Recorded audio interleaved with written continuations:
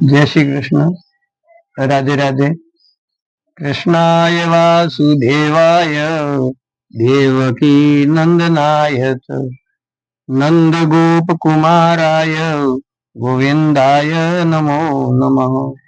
वसुदेव सुतं देवं कंसचाणूरमर्दनं देवकी परमानंदं कृष्णं वंदे जगद्गुरु।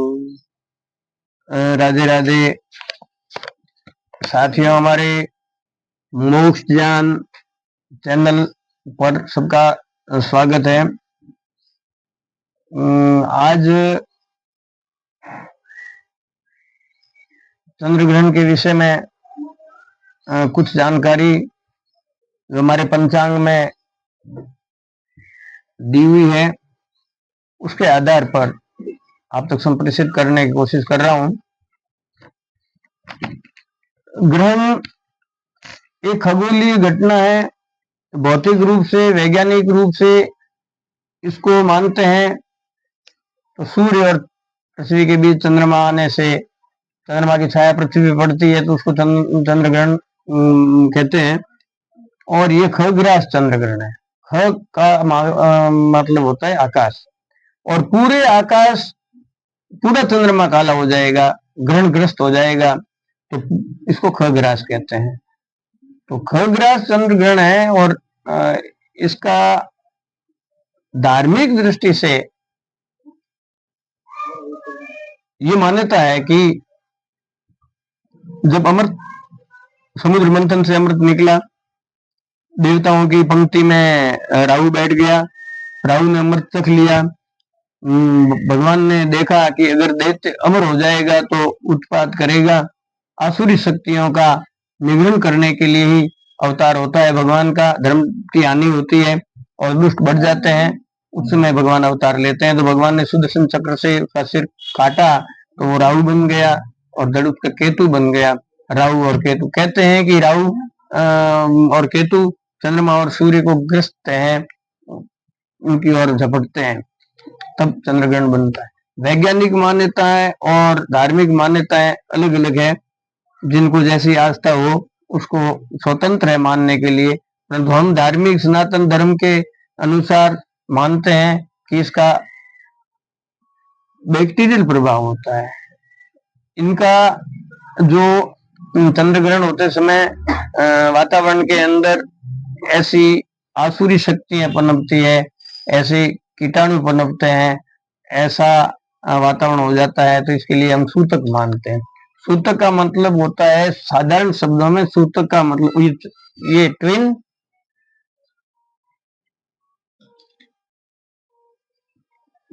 होता है।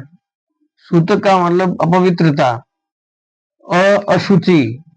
जन्म सूतक होता है, मरण सूतक भी होता है। इस तरह से ये जो सूतक है, ये अपवित्र काल को सूतक कहते हैं।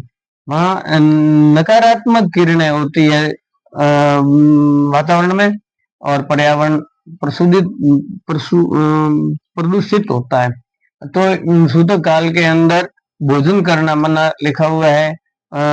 वस्त्र धो करके सूखा देने चाहिए। ऊनी या सूती वस्त्रों का त्याग करके ऊनी या रेशमी वस्त्रों का उपयोग करना चाहिए।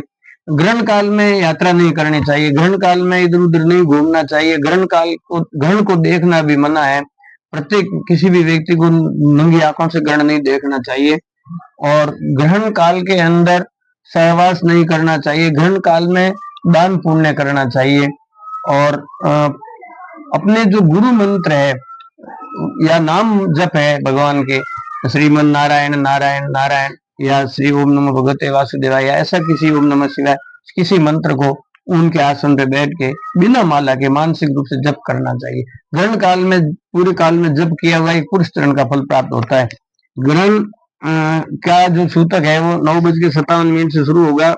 ग्रहण स्पर्श है 9:57 पे होगा। इसका मध्य है आज 7 तारीख को, भाद्रपद शुक्ल पूनम को, रविवार है।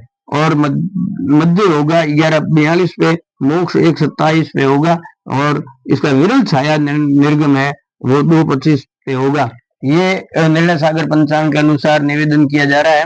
हमारा स्थानीय समय अनुसार हमें उसको लेना चाहिए, क्योंकि स्थानीय समय में और स्टैंडर्ड समय में अंतर होता है। सूतक का नियम है 12:57 से अभी दिन को सूतक लगेगा। स्नान दान पुण्य कर्म धर्म कर्म करना चाहिए, नियम मान्य है। तीर्थों पे स्नान करना चाहिए। अभी 12 राशि है, तो मेष राशि के लिए सुखद है ये ग्रहण, और वृषभ राशि के लिए संपदादायक है। मिथुन राशि के लिए मानद है, मान उनका बढ़ेगा। कर्क राशि वालों को न ग्रहण देखना चाहिए और न इस ग्रहण से उनको सकारात्मक फल प्राप्त होंगे, विकारप्रद और पीड़ादायक है। सिंह राशि वाले मनोविकार से ग्रस्त होंगे और अचानक उनको हानि होने की संभावना है और चिंता की वृद्धि होगी। कन्या राशि वालों के लिए निर्णय सागर पंचांग के अनुसार विकासप्रद है। तुला राशि के लिए प्रवास, बिना मतलब की यात्राएं और मनोविकार कारक है, चिंता बढ़ेगी।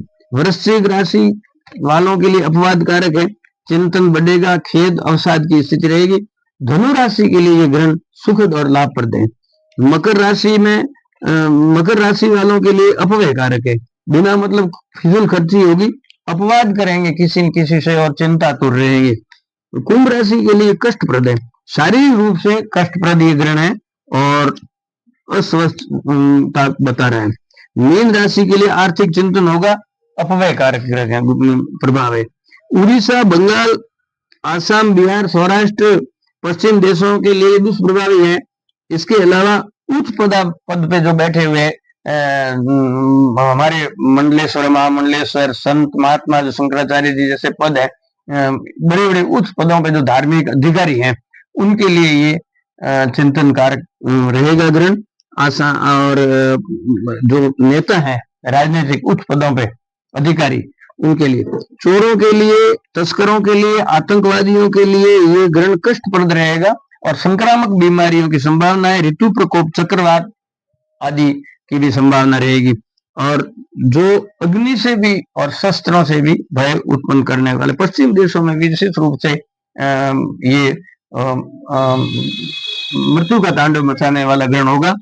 और गर्भवती महिलाओं को ग्रहण नहीं देखना चाहिए, आने होने वाले नवजात जो शिशु भावी शिशु पे बुरा असर पड़ता है। और सीधी आंखों से तो किसी को भी ग्रहण नहीं देखना चाहिए। आगे इस ग्रहण के बारे में आया है कि सुगंधित पदार्थ व्यापारियों के लिए इत्र है, सुगंधित पदार्थ है, मेथी है, साबुन मेथी है, तुअर है, चने की दाल है, चने हैं, आदि सुगंधित पदार्थ महंगे होंगे और सस्ते होंगे, सौंदर्य प्रसाधन सस्ते होंगे और सफेद वस्तुएं सस्ती होंगी। आगे वैज्ञानिक रूप से माना जाए धार्मिक हिंदू धर्म और इसके बारे में बताया गया कि ग्रहण काल में क्या करना चाहिए क्या नहीं करना चाहिए। धार्मिक मान्यताओं के अनुसार ग्रहण काल में भोजन नहीं करना चाहिए और पूर्व में बने हुए भोजनीय पदार्थ भी वर्जित है। हमारा मोक्ष ज्ञान जो चैनल है इसको सब्सक्राइब करें और कमेंट करें। अगली बार मिलते हैं श्राद्ध पक्ष के बारे में। जय श्री कृष्ण।